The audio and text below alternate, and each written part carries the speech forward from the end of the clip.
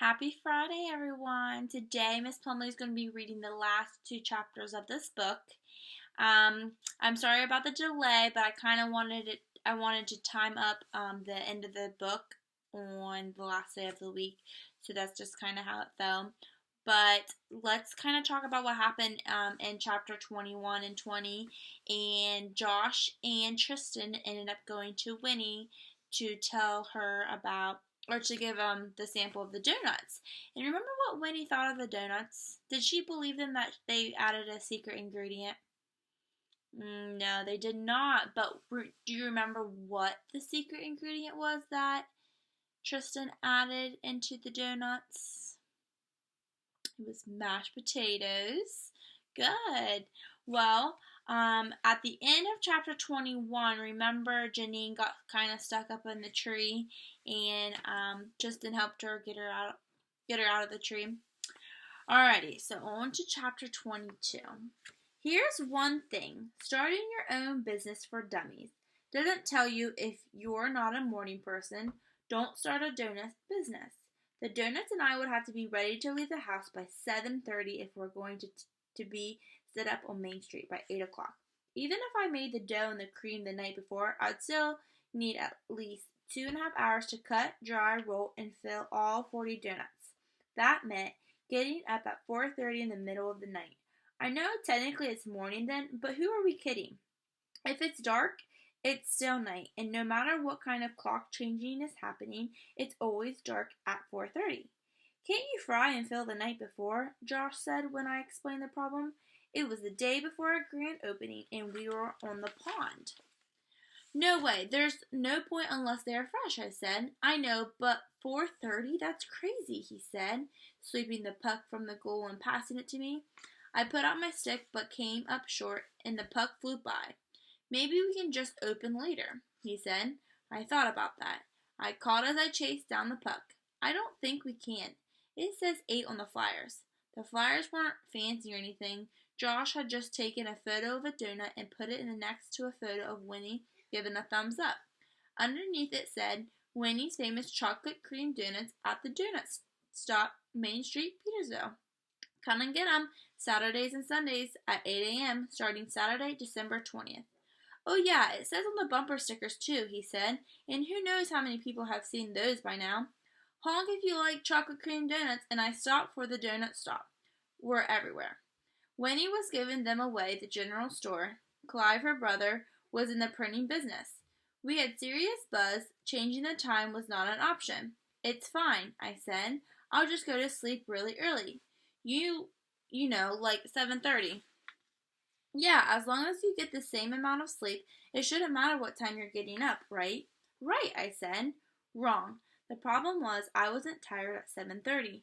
Really, who over the age of 5 is? It was just too early. Plus, I was too excited and too afraid my alarm wouldn't go off, or that it would go off and I would just go right back to sleep. What kind of nutty misses his own grand opening? Even if Josh made it, he wouldn't have anything to sell, and the book says if you let your customers down once, they won't give you a second chance. I know. I did finally fall asleep because when the alarm went off, I dreamed the beeping was the kitchen timer and that I couldn't reach it because I was stuck under a donut the size of an elephant. When I eventually woke up enough to realize that I wasn't actually stuck under an enormous baking good, I leaped out of bed. Fear of failure must work a lot like caffeine does, but only if you care about the thing you might fail. I definitely never woke up feeling like I'd been sleep guzzling Coke on days I had tests at school. I left my clothes in a pile next to my bed, and in seconds I was dressed and climbing down the ladder. Halfway down, I heard something scurrying around just below me. Zoe, whoever it was, took off down the hall. Hey, I don't care, I whispered yell. I figured I'd caught her creeping into my parents' room again. Since we moved, she preferred sleeping under my parents' bed than in her own. I climbed down the next couple of rungs and then jumped to the floor. That's when I heard the Darth Vader breathing from the other end of the hall. I froze. Unlike Darth Vader, whatever it was didn't sound calm. It sounded crazy angry, like rip my arms and legs from my body angry. If I'd been able to move, I would have run, but I was too scared, so I just stood there, waiting to be wishboned. But nothing happened, and suddenly the noise stopped. When a minute had passed and it hadn't started again, I ran my hand along the wall till I felt the light switch and flipped it. Just outside the just outside the bathroom was a raccoon the size of a big wheel. I'm not sure what happened next. I may have screamed, but if I did, I don't think I managed to get out much sound out because nobody came running. What I do remember is that for a while, me and the raccoon, just stared at each other, and the weird thing was he looked almost as surprised as I was. Like this was his house and I had scared him on his way to the bathroom in the middle of the night. As soon as I could get my legs to move, I ran to my parents' room at the opposite end of the hall, slammed the door behind me, and jumped onto the bed with both feet. Ow, my hair, my mother screamed. Who is that? Dad grabbed my foot. It's me. I dropped to my knees. Dad sat up. Tris, what is it? A raccoon, I whispered, though I'm not sure who I was worried about hearing me. Where? Mom said. Out there. I pointed to the door. Why? She wasn't so awake. Really? A raccoon in the house? I could almost hear Dad smiling in the dark. Of course, this was something different. Yes, really, I said. Houses aren't airtight. It happens, Dad said like it was no big deal. It happens. This isn't a mouse. It's a raccoon, and he's bigger than Zoe. Relax. We'll get someone to come set some traps, he said. Okay, so what are you waiting for? How about daylight? But I need to go downstairs now, so go. You want me to go out there by myself, unarmed. He's not going to attack you, Dad said as he hunkered down under the comforter. Raccoons are shy. How do you know? I read it somewhere. Ah, I see. In addition to being a master handyman, made-up Petersville Dad was also a wildlife expert. He didn't look shy. He looked mad. Really mad, like I invaded his territory. You should have heard his sound he made. You are bigger than he is, Mom said. Not by much. Stop exaggerating. You'll be fine, she said, snuggling up to my father. You guys aren't actually going back to sleep, are you? Yeah, they were. What if he has rabies? I said. Highly unlikely, said the wildlife expert, his eyes already closed. Fine, but I'm taking this with me, I said, grabbing the Art of French Cooking, the 1,000-page cookbook Mom keeps on her nightstand. Mom opened her eyes. You gonna teach it to make some food? It's for protection. Sounds good. Her eyes were closed again. Have fun. You guys are never going to forgive yourselves if that raccoon attacks me. Good night, Dad said. Janine would have been able to get them out of bed, and for a second I thought about waking her up so she could do just that. But then what? She'd probably make us evacuate the house till some official from the National Wildlife Federation got there. Who knew when I'd be able to get into the kitchen then? I opened my parents' door and peered out into the hall. The raccoon was gone, or at least gone somewhere I couldn't see him. He was probably in the bathroom, which was fine by me. I was prepared to let him go about his business so long as he let me go about mine. He could have the upstairs bathroom. I'd use the one next to the kitchen. I stepped out into the hall, hugging the Art of French Cooking, and started for the stairs.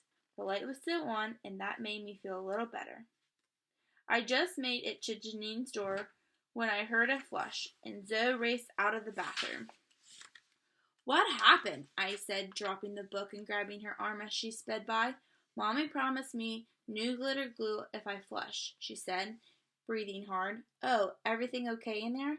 Yeah, just remember one. No, I mean you didn't see anything weird. Stop, please. No, I'm recording.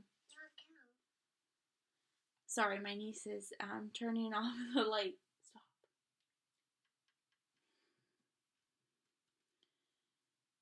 Where was I really thought he was in the bathroom. That had, after all, been where he was heading. I picked up the book and marched past Zoe into the bathroom. I peeked behind the bathroom door. No raccoon. I ripped open the shower curtain. No raccoon. Zoe, who followed me in there, threw up the toilet seat. What are we doing? Looking for a raccoon. The second I heard the words come out of my mouth, I wanted to shove them back in. Zoe was scared of the flush and the blow-up rat. She wasn't going to be okay sharing the house with a rodent who weighed more than she did. Aw, was he cute? Huh? I'd gotten so lucky. Sure, yeah. He looked really cuddly. And he was just walking around? She said, laughing. Yep, just walking around like he owned this joint. Owned the joint. Zoe stopped giggling suddenly. The mystery poop. What? On the rug, remember? She ran back in the hall and jumped on the spot where the mystery poop had been. Oh, right. I told you it wasn't mine. I know. I believed you, I reminded her. Janine didn't. Janine won't believe that it was a raccoon either. Can we take a picture? Of what? Of the raccoon so Janine knows. Sure, if I see it again, and if I have a camera on me, I promise to take a picture, especially if I see it pooping in the hall. Thank you. She threw her arms around my legs and squeezed. No problem. We stood there for a few seconds like that. Then she unhugged me, wrapped as much of her hand as would fit around mine, and said, What do you want to do now? Unlike my parents, Zoe wasn't going back to sleep with a raccoon on the loose, not even if it was a cute, cuddly kind. Can you imagine if you were just going to the bathroom in the middle of the night and you see a raccoon in your hallway or in your bedroom or in your kitchen? That would freak Miss Plumley out. And I would hope my parents would get out of bed and go looking for the raccoon so I wouldn't have to see it. What would you do if you saw the raccoon? I bet you'd be scared too. Alrighty, so I'm going to end this, and then in the next video I will be reading the last chapter.